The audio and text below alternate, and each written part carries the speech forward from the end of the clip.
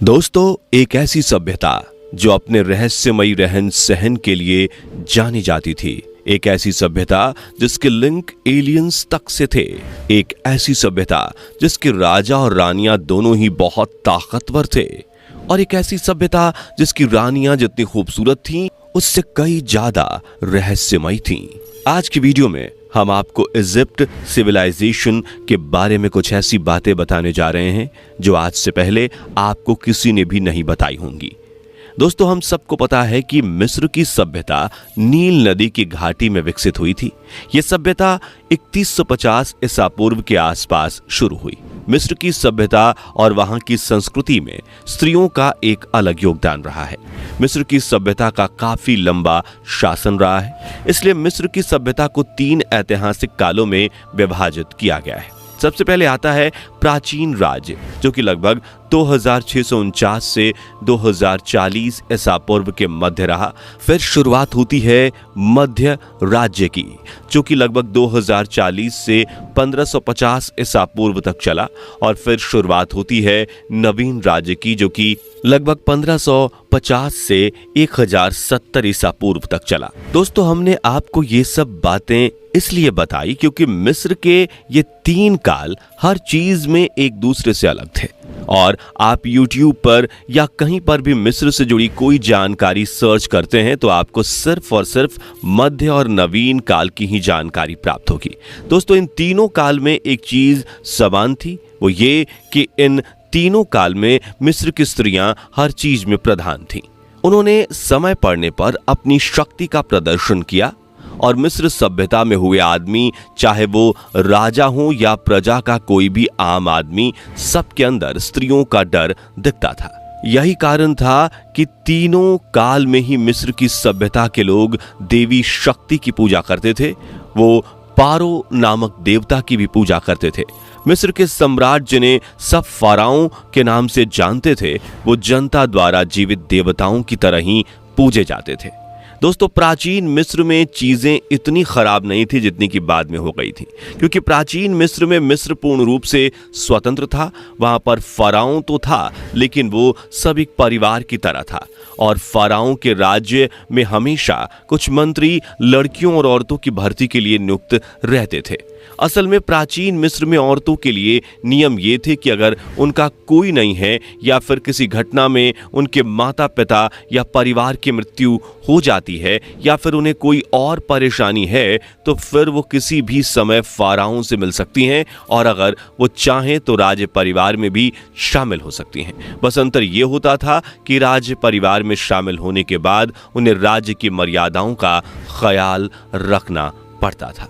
दोस्तों, लेकिन लड़कियों के लिए सबसे बड़ी परीक्षा होती थी राज्य में शामिल होना, क्योंकि राज्य में शामिल होने से पहले उन्हें कई तरह की परीक्षाओं से गुजरना पड़ता था। इनमें से कुछ परीक्षाएं कभी कभी बहुत तकलीफ देने वाली होती थीं, और कुछ परीक्षाएं ऐसी होती थीं जिसमें बहुत मजा आता था। शुरुआत में इन लड़कियों को एक कतार में खड़ा कर दिया जाता था, फिर इन्हें अच्छे से परखा जाता था, और इस पूरे काम में महल की बूढ़ी दासियां होती थीं, और वो इन लड़कियों के कपड़े उतारकर इनके शरीर के हर एक अंग को बखूबी चेक करती थीं। यह काम बूढ़ी दासियों द्वारा इसलिए किया जाता था ताकि वो ये देख सके कि ये लड़कियां आगे ज्यादा से ज्यादा बच्चे करने में सक्षम हैं कि नहीं।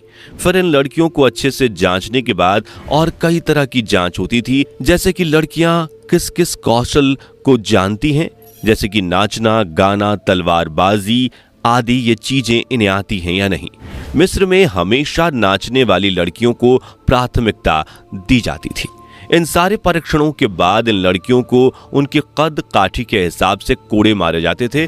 जो लड़की इस कोड़े की मार को सह जाती थी वो राज्य में शामिल होने के योग्य होती थी, और जो लड़की रो देती थी उन्हें एक अलग समूह में शामिल करके महल के अलग कामों के लिए इस्तेमाल किया जाता था। इसके बाद कोड़े मारे जाने वाली लड़कियों के शरीर पर घी, शहद, हल्दी और बेसन का पेस्ट लगाकर उन्हें दूध से नहलाया जाता था, और कुछ अलग प्रकार के इत्र उनके बदन पर छिड़के जाते थे।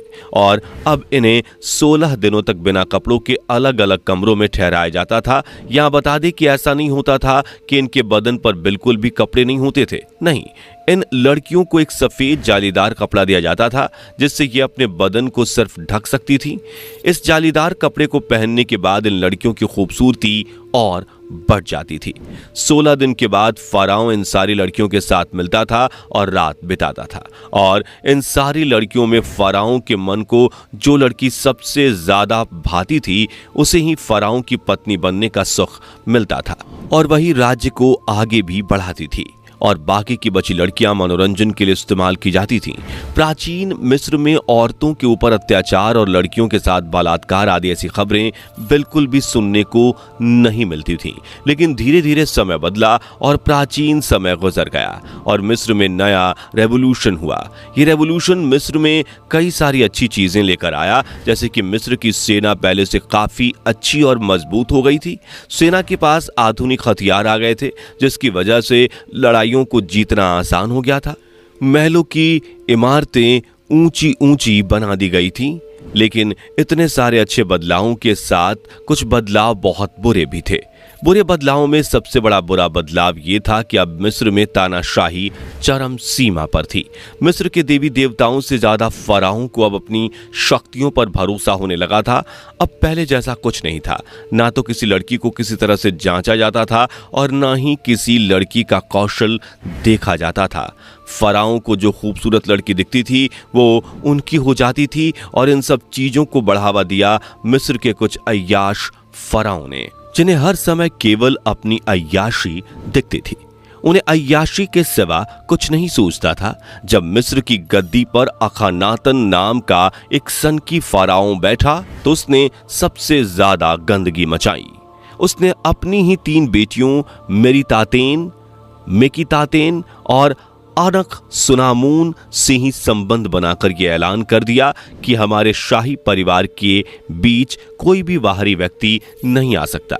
बता दें कि वो इस कदर पागल हो गया था कि उसने अपनी 3 बेटियों की हालत बुरी कर दी थी, जिसके बाद उसकी सबसे छोटी बेटी मेकितातेन की मौत अपने बाप यानी कि अखानातन के बेटे को जन्म देने के समय ही हो गई थी। ऐसे ही जब मिस्र की गद्दी पर क्लियोपेट्रा बैठी तो उसने अपने हिसाब से मिस्र की सभ्यता को चलाया। उसकी ठाठ देखकर उस समय रोमन एम्पायर का सबसे क्रूर तानाशाह जूलियस सीजर भी हैरान हो गया था और वो मिस्र की तरफ रवाना हुआ। लेकिन जैसे ही उसने क्लियोपेट्रा को देखा तो उसे देखते ही उसके होश उड़ गए, क्योंकि क्लियोपेट्रा चीज ही कुछ ऐसी थी। लेकिन जूलियस सीजर भी कुछ कम नहीं था। उसके बाद उसने क्लियोपेट्रा से शादी का प्रस्ताव रखा और क्लियोपेट्रा ने अपनी मर्जी से उससे शादी कर ली। लेकिन क्लियोपेट्रा ने मिस्र में रहकर ही मिस्र की सल्तनत को चलाया। दोस्तों, क्लियोपेट्रा एक ताकतवर महिला थी जिसने मिस्र की गद्दी पर बैठकर वहां के कई नियम बदल दिए थे। जहां पहले मिस्र में नए जोड़ों की शादी के बाद देवी की पूजा होती थी और महल की रानियों को सजाया जाता था, वहीं अब मिस्र की ये सारी रस्में क्लियोपेट्रा ने खत्म कर दी थी। इस समय भी मिस्र में कुछ फराओं थे जो अपनी मनमानियां करते थे। वो लड़कियों के साथ जिस्मानी रूप से अपने जिस्म की तृप्ति करते थे और मिस्र के फराओं की ये तृप्ति सारा दिन चलती थी। जैसे कि पहले मिस्र के फराओं के बनाए नियम के अनुसार वो दिन में किसी भी महिला के साथ अंतरंग नहीं हो सकते थे, लेकिन अब वो ज्यादातर दिन में ही महिलाओं के साथ कक्ष में पड़े रहते थे। ये सब नियम जूलियस सीजर, अखानातन और क्लियोपेट्रा की वजह से खराब हुए थे।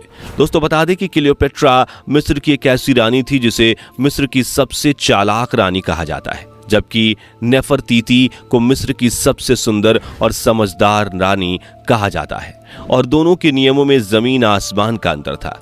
क्लियोपेट्रा मिस्र की पहली राजकुमारी थी जो कि रोज दूध से नहाती थी और खाने में मेमने का भुना हुआ गोश्त खाना पसंद करती थी। क्लियोपेट्रा दूध से नहाने के बाद अक्सर अपने भाई से मिलती थी, क्योंकि वो मिस्र की अकेली ऐसी रानी थी जो कि अपने भाई से इतना प्यार करती थी जितना कोई अपने पति से भी नहीं कर सकता। उसके कई पति थे, लेकिन आधिकारिक तौर पर उसके 2 पति थे। पहला जूलियस सीजर और दूसरा मार्क एंटनी, जबकि उसके 2 भाई थे, पहला टॉलमी 13 और दूसरा टॉलमी 14। क्लियोपेट्रा अपने इन दोनों भाइयों से प्यार करती थी और इन दोनों भाइयों को भी उसने अपना पति बना लिया था। मिस्र में ये परंपरा थी, वहां पर अपने भाई से ही विवाह का चलन था और राज परिवार भाई बहन की शादी कर कर उनको सत्ता पर बिठा देते थे। इसी परंपरा का इस्तेमाल क्लियोपेट्रा ने अपनी जिस्मानी आग को ठंडा करने के लिए किया। वो अक्सर सुबह नहाने और मेमने का गोश्त खाने के बाद अपने भाइयों से जिस्मानी संबंध बनाती थी और तब तक दोपहर हो जाती थी और दोपहर में वो राज दरबार में जाकर बीते दिन की खबर लेती थी, जिसमें धन, सैनिक और नई लड़कियों की खबरें होती थीं। महल के दास गृह यानी कि हरम में आने वाली नई लड़कियों को सबसे पहले क्लियोपेट्रा से ही मिलवाया जाता था। जो लड़की क्लियोपेट्रा को उससे ज्यादा खूबसूरत लगती थी वो उसे वहीं मार देती थी ताकि उसके पति और भाइयों का मन उससे भर न जाए। इसलिए उसे पूरे इतिहास की सबसे क्रूर रानी भी कहा जाता है। जबकि मिस्र की फेमस क्वीन नेफरतीती ऐसी नहीं थी।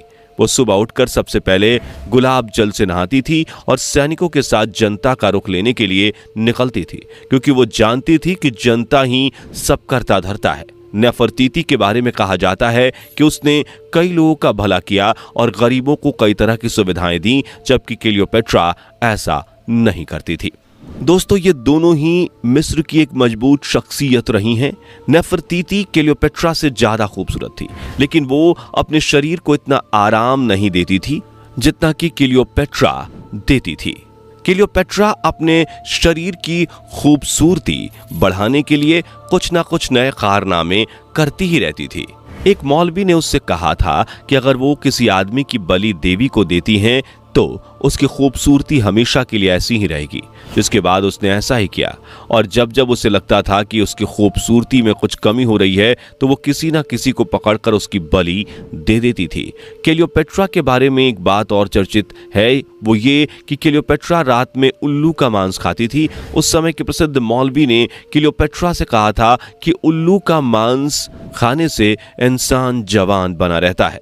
बाद में इसी मौलवी और क्लियोपेट्रा के बीच प्रेम संबंध भी हो गए थे। मिस्र के पहले के दास गृह यानी कि हरम में कोई भी लड़की ऐसी नहीं भर्ती की जाती थी जो कि काली हो, लेकिन क्लियोपेट्रा ने अपने समय के दास गृह में अधिकतर लड़कियां काली ही भर्ती कर रखी थी ताकि फराओं का ध्यान उन पर जाए ही ना। इन सब के अलावा मिस्र की रानियों की दिनचर्या में एक चीज और शामिल थी। ये रानियां रात के समय महल में बने कसाई खाने में जाकर मांस काटती थी। इसके बारे में इतिहासकारों ने भी कुछ खास नहीं लिखा है। उनके मुताबिक शायद उन्हें ऐसा करने में अच्छा लगता होगा और ऐसे ही नियम तब तक होते रहे जब तक मिस्र का साम्राज्य खत्म नहीं हो गया था। दोस्तों, मिस्र के साम्राज्य की बहुत सी ऐसी बातें हैं जिन पर आज भी इतिहासकार और पुरातत्वविद खोज कर रहे हैं, क्योंकि मिस्र की सभ्यता सबसे बड़ी और सबसे प्राचीन सभ्यता है। इस सभ्यता के बारे में अभी हम सिर्फ 1% ही जानते हैं। 99% आज भी राज है। वैसे आपका क्या कहना है प्राचीन मिस्र के बारे में, हमें नीचे कमेंट करके जरूर बताएं। जाने से पहले वीडियो को लाइक शेयर जरूर करें और ऐसी ही वीडियोस के लिए इस चैनल को सब्सक्राइब करके बेल नोटिफिकेशन को भी जरूर ऑन कर लें। धन्यवाद।